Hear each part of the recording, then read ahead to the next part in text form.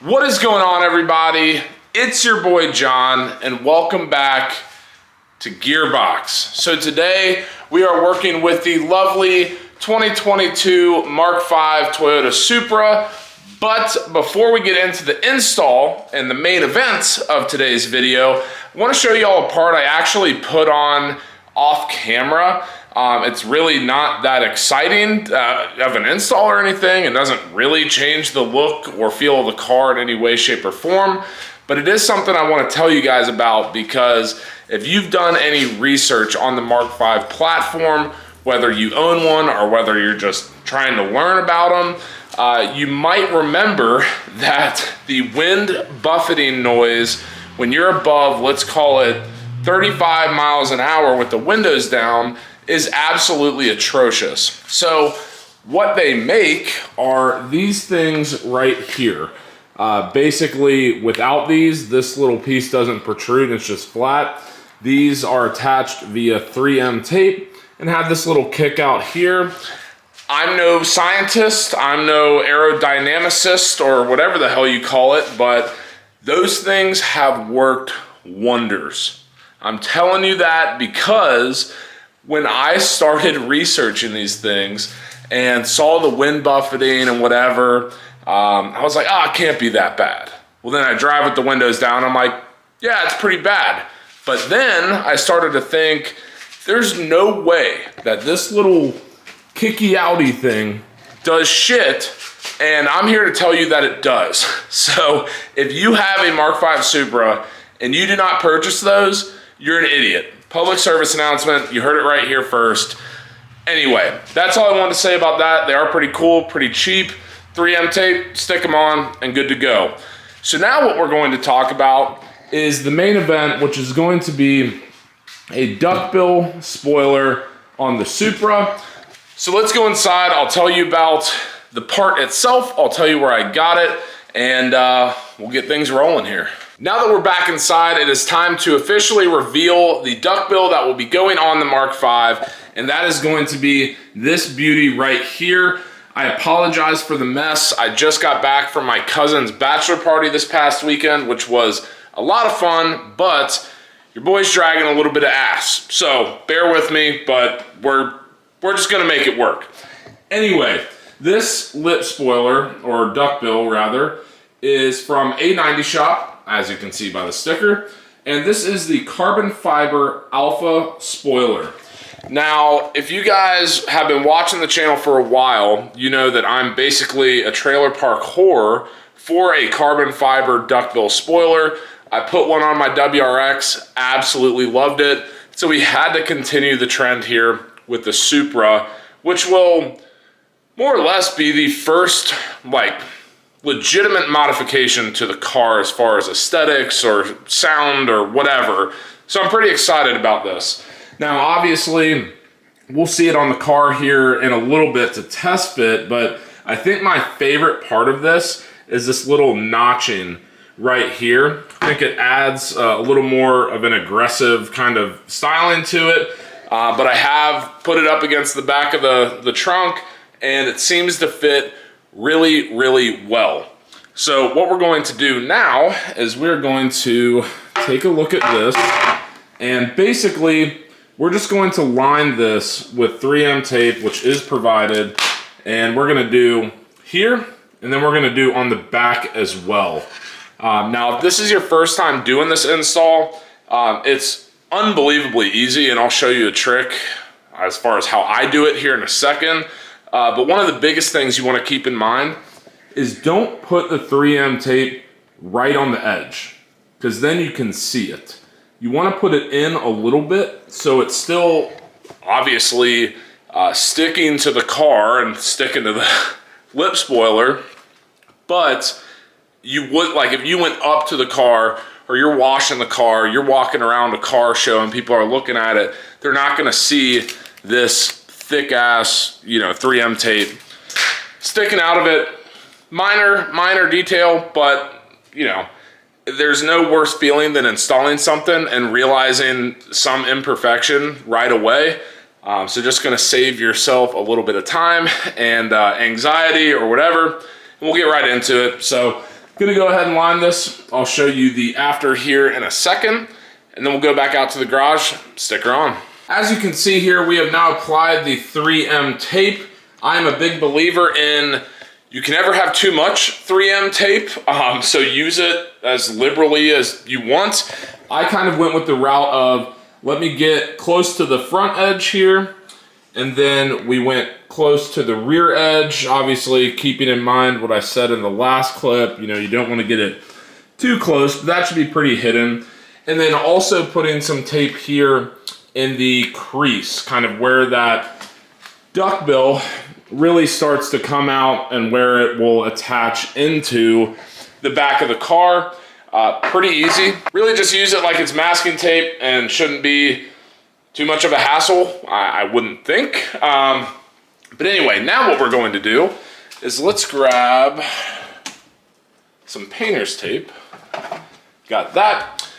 This will be the key to the trick that I'm going to show you. So let me go ahead and move everything out to the garage, and we'll wipe down the car, get the masking tape figured out, and should be a quick install. So now that we're back in the garage, the first thing we're going to want to do is obviously make sure we're working with as clean of a surface as possible. So I'm going to get some quick detailer, wipe down the trunk. You can see some finger marks here and whatever. Just want to make sure that this is going to adhere to the paint as good as it possibly can.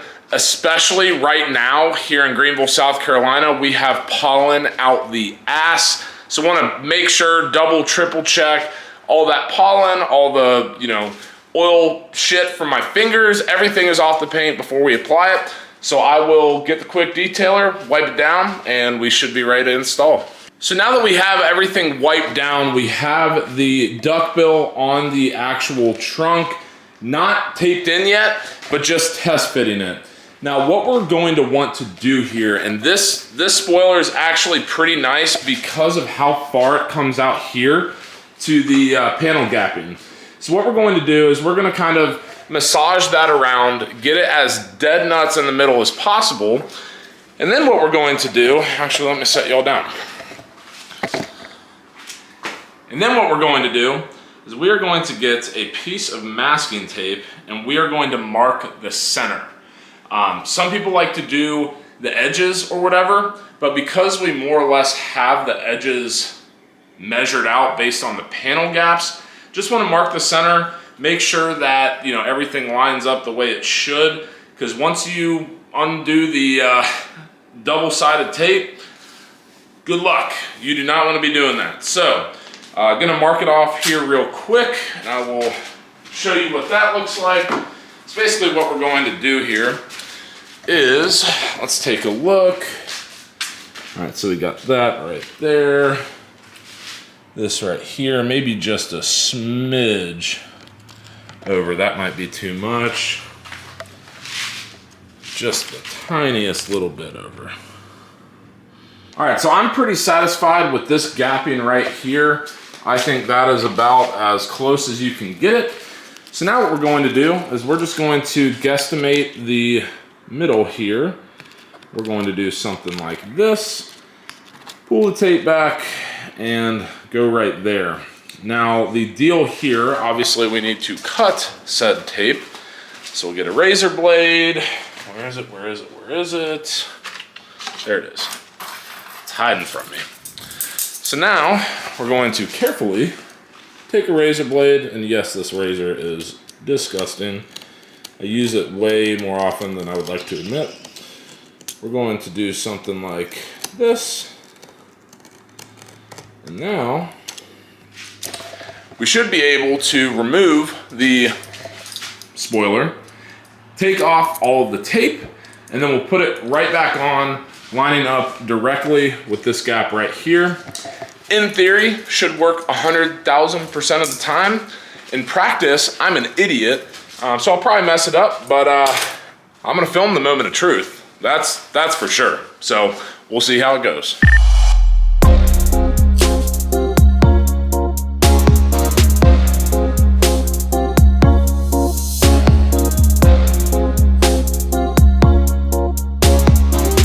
Now that we have the spoiler on, we'll check it out. So this is how it lined up right off the rip. I would say that's about pretty much as accurate as you can get it without, I don't know, being a robot or something. So that's good.